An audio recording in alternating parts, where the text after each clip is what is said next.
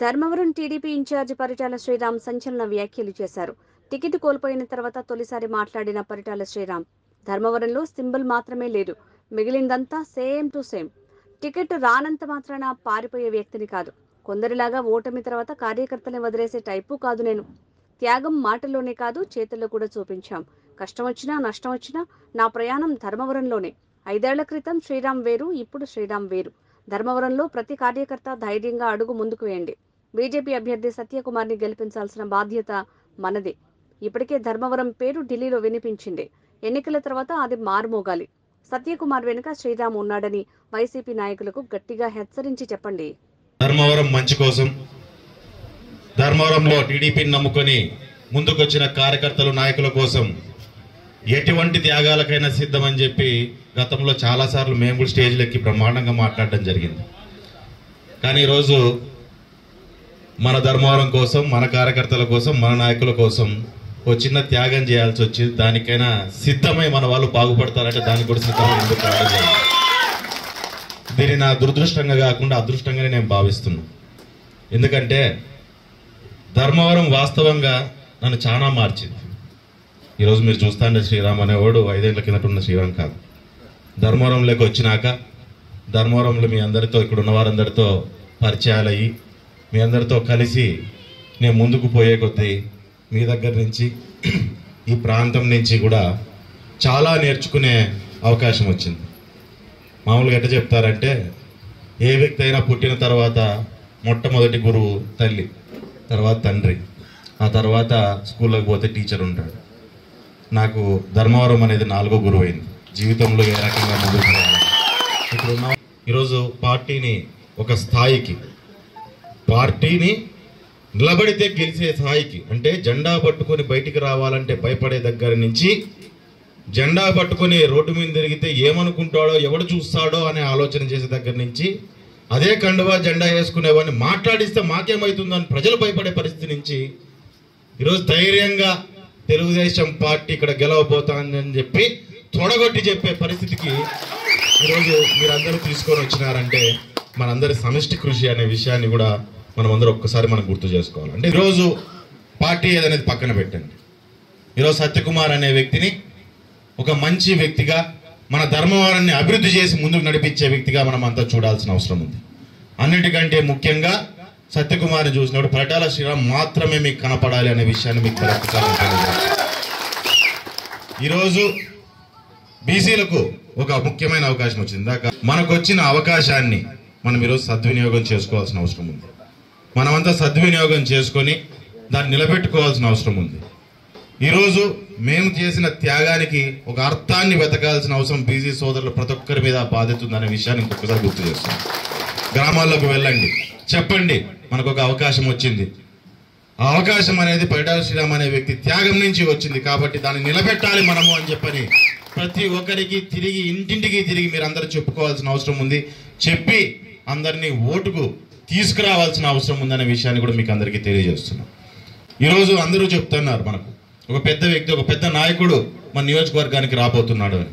ఖచ్చితంగా ఆయన నుంచి ఈరోజు మనం ఒకటి ఆశిస్తున్నాం.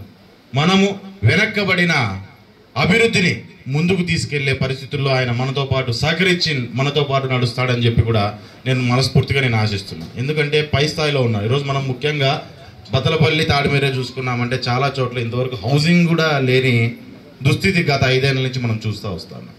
ఈరోజు హౌసింగ్లో కావచ్చు, లేకుంటే రకరకాల మనం చాలా మంది వ్యవసాయంలో కూడా, మనం కూడా చాలా మంది వ్యవసాయ కుటుంబాలు మనవన్నీ కూడా ఆ వ్యవసాయంలో కూడా ఉపయోగపడేటట్టుగా, దానికి కూడా ఉపయోగపడేటట్టుగా ఎన్నో సబ్సిడీలు కానీ ఇంకోటి కానీ పూర్తి స్థాయిలో బయట ఎక్కడ ఎన్ని వచ్చినా అన్నిటికంటే ఎక్కువగా ధర్మవరానికి వచ్చే అవకాశము, పోరాటము చేయగలిగిన సామర్థ్యత కలిగిన వ్యక్తి మనకు సత్యకుమార్ గారు అనే విషయాన్ని కూడా దయచేసి ప్రతి ఒక్కరు గుర్తుపెట్టుకోవాల్సిన అవసరం ఉందని మీకు అందరికీ తెలియజేస్తుంది.